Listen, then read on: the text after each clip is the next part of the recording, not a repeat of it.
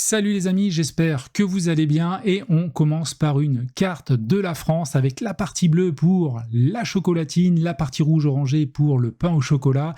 Et pourquoi j'affiche cette carte, c'est tout simplement parce que les deux nouveaux projets de la première ligue se situent dans la partie bleue. J'habite également dans la partie bleue, je dis au quotidien chocolatine. Donc dites-moi vous en commentaire si vous dites l'un ou l'autre, ça m'intéresse, on lance le débat. En attendant, écoutez, on va analyser donc nos deux nouveaux projets. Le premier projet s'appelle le boulanger, le deuxième le musée. Il y a un troisième projet qui va être collecté donc demain, mercredi, alors que les deux nouveaux là vont être collectés ce jeudi à 10h et 15h. Les collectes sont assez faibles, 265 000 € pour le premier et 252 000 € pour le second, ticket maximum par investisseur, quasiment 20 000 €. On est sur des taux classiques sur la première brique, un petit peu plus faible sur celui-ci, donc sûrement un peu moins de risque, 11,25% sur 24 mois, donc on verra ça, 24 mois durée contractuelle, je vous le rappelle, et 12% sur 18 mois pour le second. Sur ces deux projets, vous n'aurez pas la possibilité d'ajouter le code LFL pour liberté financière Laurent, vous n'aurez pas donc la possibilité d'avoir du cashback supplémentaire. Donc il y a certains projets pour lesquels il y a le code bonus, pour d'autres non. Là, je pense que c'est parce que les collectes sont assez faibles. Et d'autre part, si vous voulez découvrir et faire votre premier investissement sur la première ligue, écoutez, je mettrai un petit lien affilié en description qui vous permettra d'obtenir donc sur votre premier projet 1% de cashback. Quelques avertissements, n'oubliez pas qu'il y a des risques en crowdfunding immobilier, que les performances passées ne préjugent pas des performances futures. Je donne dans cette vidéo uniquement mon avis, ce n'est pas un conseil en investissement. Et enfin, je peux partager des liens d'affiliation ayant certaines collaborations commerciales avec certaines plateformes. Petit point sur mon tableau de bord avant d'analyser les deux plaquettes. 114 000 € investis sur la plateforme, 81 projets en cours, un taux de 12,49% de rendement moyen. Bien sûr, c'est brut, il faut retirer la flat tax. Et donc, on attaque l'analyse de ces deux projets. Et vous allez voir, il y en a un des deux qui va bien m'intéresser. L'opération Le Boulanger, donc département de la Gironde, à côté de Bordeaux, à Ivrac. Le projet consiste en un refinancement d'un immeuble de rapport afin de dégager la trésorerie nécessaire à notre porteur en vue de réaliser diverses acquisitions. Le remboursement de cet emprunt s'effectuera grâce à la vente de différents biens, le groupe Pierre et Terre faisant état d'un chiffre d'affaires à venir conséquent. Alors ce qui est intéressant, déjà, pour les lignes de trésorerie, je sais que vous aimez pas trop les refinancements, enfin pour certains. C'est vrai que c'est une philosophie un petit peu particulière, mais souvent, derrière, il y a de vraies garanties. Là, vous allez voir, il y a une super garantie sur le projet. Donc ça, c'est un premier point. Et deuxièmement, donc habitant également la Gironde, ayant fait pas mal de recherches sur des biens immobiliers sur le Bon Coin à divers moments sur les dernières années, le groupe Pierre et Terre, c'est clairement, c'est rigolo de faire le lien à ce niveau-là, là, sur cette plaquette. C'est des marchands de biens qui proposent énormément d'annonces de biens sur le Bon Coin. Chaque fois, j'étais étonné. Il y avait des biens partout, surtout Bordeaux Métropole, même dans le département. Et effectivement, ils doivent faire beaucoup de transactions chaque année. Donc à date, plus d'une trentaine de compromis de vente sont signés sur tout leur parc, totalisant un chiffre d'affaires de 5 millions, sur lequel le capital restant dû s'élève à 2 867 000 €. Donc ça, c'est intéressant. Je pense qu'ils ont besoin d'argent temporairement en attendant que les transactions, les autres compromis allent jusqu'à leur terme. Donc on est à 543% du montant collecté. C'est une première pour le porteur de faire appel au crowdfunding immobilier. Donc il doit y avoir un petit problème de trésorerie sûrement temporaire vu le parc. D'autant que la société, vous allez voir le bilan financier de la société est plutôt positif. Donc ça, à mon avis, c'est juste une demande temporaire. On est sur un projet avec une hypothèque de premier rang, une caution personnel et les intérêts seront payés mensuellement. Alors moi, c'est clairement quelque chose que je recherche de plus en plus en ce moment. Et c'est notamment, c'est pas la seule raison, mais c'est une des raisons pour laquelle je vais investir sur ce projet-là. Et on a une belle couverture hypothécaire, de premier rang, de 341%. Ça, c'est vraiment excellent. Ceinture et bretelles sur cette partie-là. Après, il ne faut pas s'arrêter, sur ces deux points. Mais c'est pas mal. La synthèse, on y reviendra. Donc le projet, on n'est pas loin de Bordeaux. Ivrac. Alors Ivrac, je connais un petit peu, pas trop bien, mais je sais qu'il y a un super pump track. Pour ceux qui me suivent un petit peu, vous savez que mon fils fait du pump track. Il a même décroché le titre de champion de France il y a quelques temps. Et donc on est situé ici en face du supermarché. Je vous montre ici, donc c'est cet hôtel à restaurant. On a la boulangerie, pâtisserie et on a un petit intermarché derrière. Donc, bel endroit pour du commercial, mais là on n'est pas sur du commercial, c'est la location. Donc cet hôtel-restaurant a été transformé a priori en logement. Alors je reviens sur la plaquette, vous allez voir cela. Donc le restaurant, et on est sur des petits studios. Donc là, il y a différents plans. J'ai pas mal de chambres. L'emprise cadastrale. Donc voilà tous les lots. Beaucoup de studios. Donc il y a quand même 2 locaux commerciaux au rez-de-chaussée. On a le loyer au mètre carré, les charges. Donc effectivement, ça va être des revenus pour le porteur de projet afin de nous payer après nos intérêts. Donc là, il y a une vraie composante économique pour délivrer des intérêts mensuels pour les investisseurs. Donc la valorisation renta, prix bas 9 000 euros. Nous, on prête, j'ai oublié déjà le prix, 352. Donc vous voyez, on est quand même pas mal. Hop, prix moyen 1 137 000. Il y a eu 2 avis de valeur demandés, 1 200 000, 1 260 000. Donc on est vraiment pas mal du tout en couverture. Donc le foncier a été constitué, il a été acheté il y a un petit moment, je crois que c'est en 2009. Donc là, c'est un bien qu'il a dans son portefeuille, entre guillemets, de biens. Il le garde, ça génère des rentrées d'argent chaque mois. Pas de travaux, bien sûr, sur ce projet-là. On est sur du refinancement. Prix de sortie du projet, par rapport à l'évaluation, donc 1,2 million ici.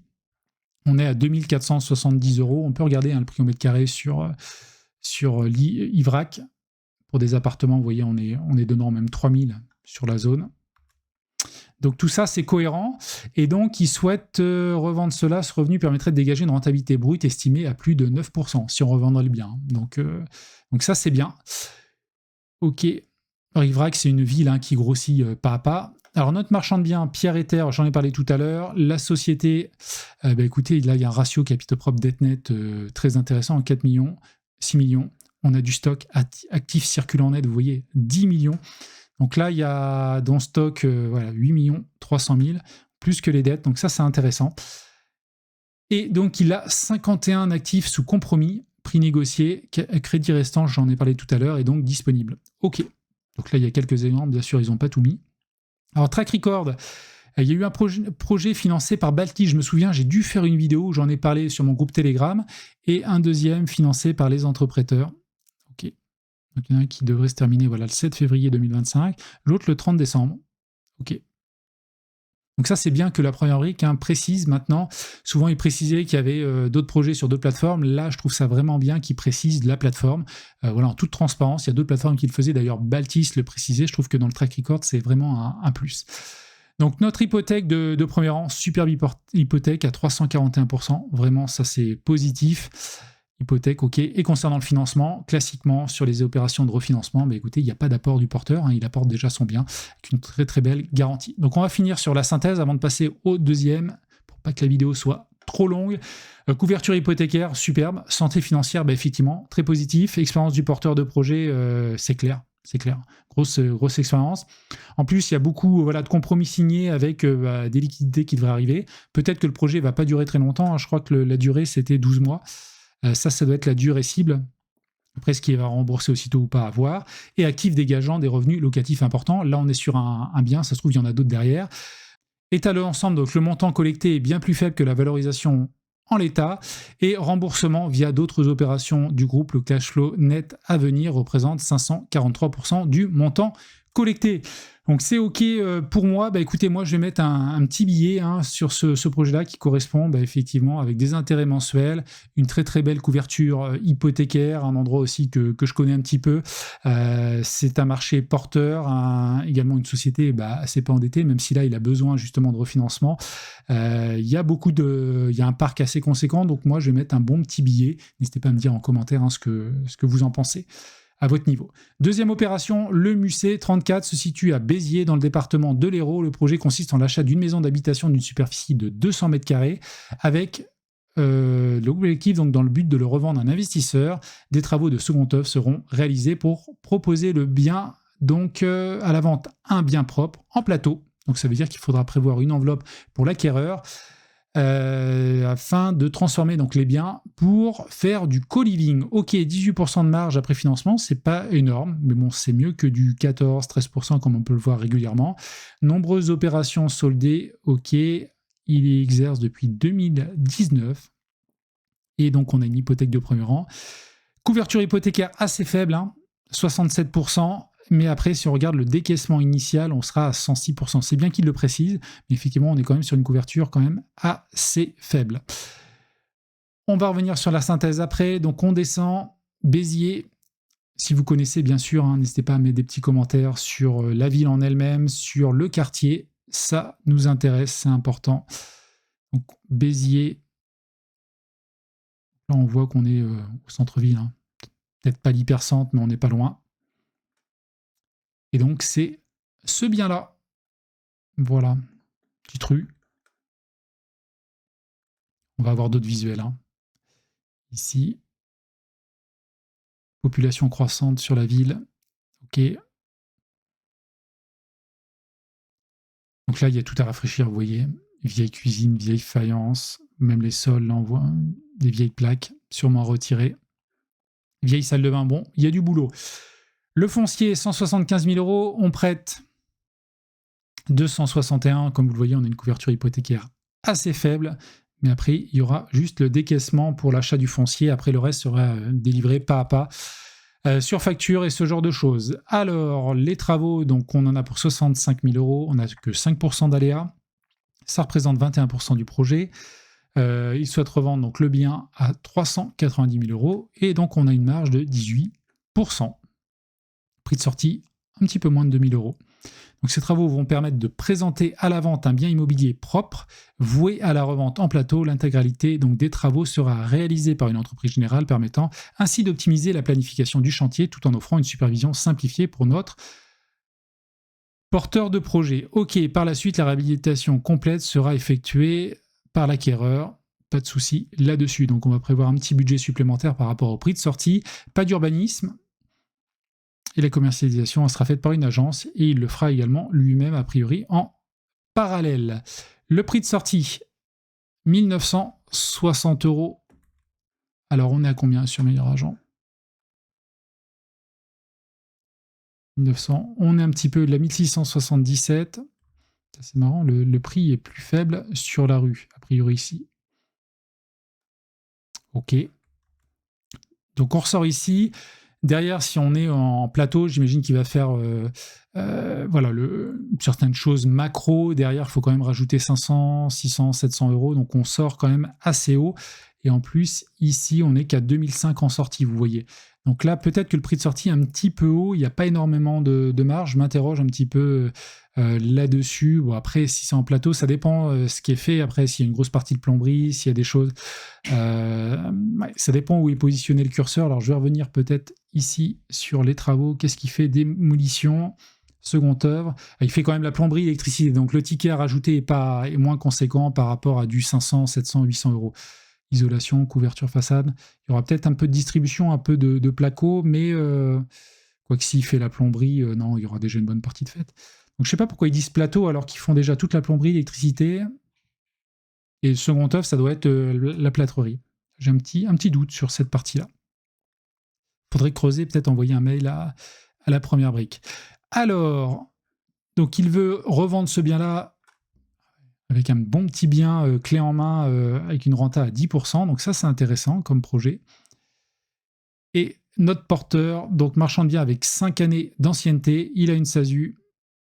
Mais la SASU est récente, donc on n'aura pas de bilan. Ça, c'est un autre projet, livraison en 2024. Donc a priori, pas livré à ce jour, mais ça devrait être le cas prochainement.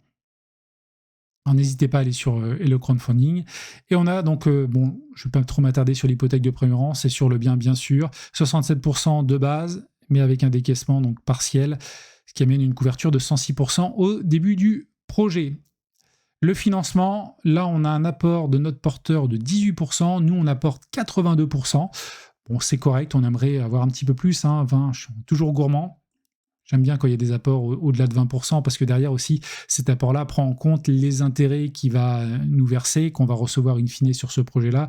Et donc, en fait, l'apport réel, là, il est peut-être plus aux alentours de 10%, donc c'est pas non plus monstrueux.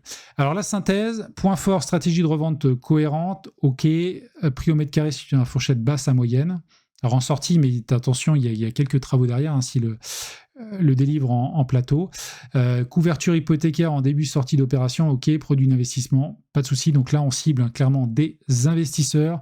Foncier situé, effectivement, l'emplacement est vraiment bon. Opérateur expérimenté, pas de souci. Couverture hypothécaire faible à l'acquisition, donc là il nous rappelle le décaissement partiel, donc avec une couverture à 106% par rapport à ce premier décaissement. Charges travaux, ok, pas de souci là-dessus. Alors moi personnellement je suis plutôt intéressé par le premier. Dites-moi vous, le projet qui vous intéresse le plus, soit l'un, soit l'autre, soit les deux, soit aucun. Ça m'intéresse, on peut continuer la discussion sur mon groupe Telegram, n'oubliez pas. Et puis moi je vous dis à une prochaine pour une nouvelle vidéo. Allez, ciao.